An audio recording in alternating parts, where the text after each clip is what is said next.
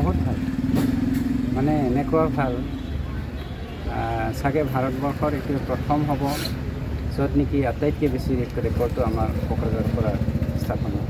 আৰু দেখা গৈছে যে হাগ্ৰামা মহিলাই ইতিমধ্যেই কৈছে যে আমি কোকৰাঝাৰ ওদালগুৰি 100% জিকিমেই বুলি তেখেতে মানে এটা চাপৰ কালি কৈছে।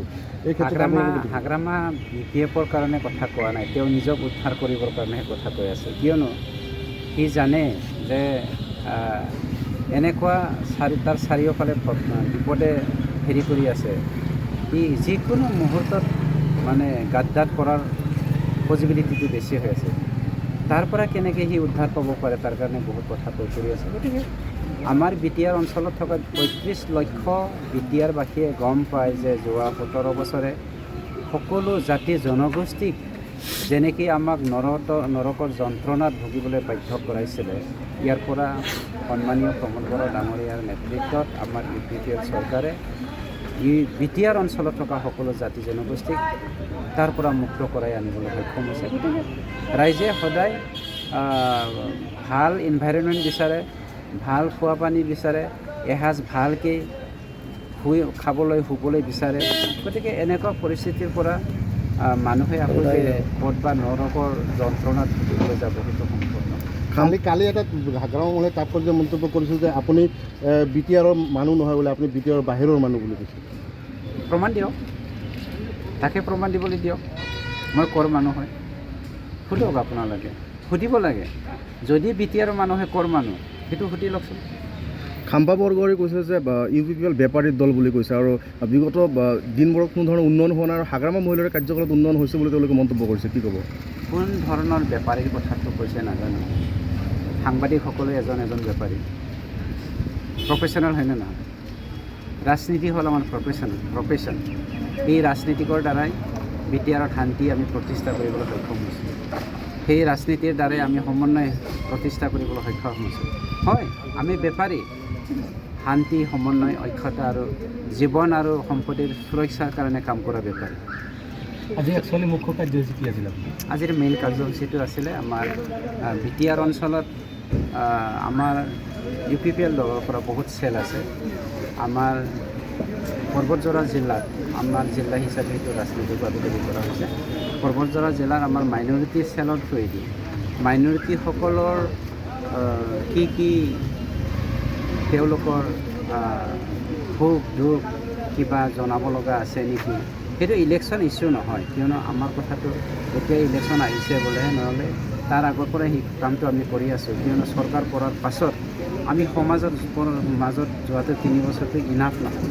তাৰ কাৰণে 3 বছৰ ধৰি আমি লাগিয়ে আছোঁ প্ৰত্যেক সমাজৰ ওচৰত যাবলৈ।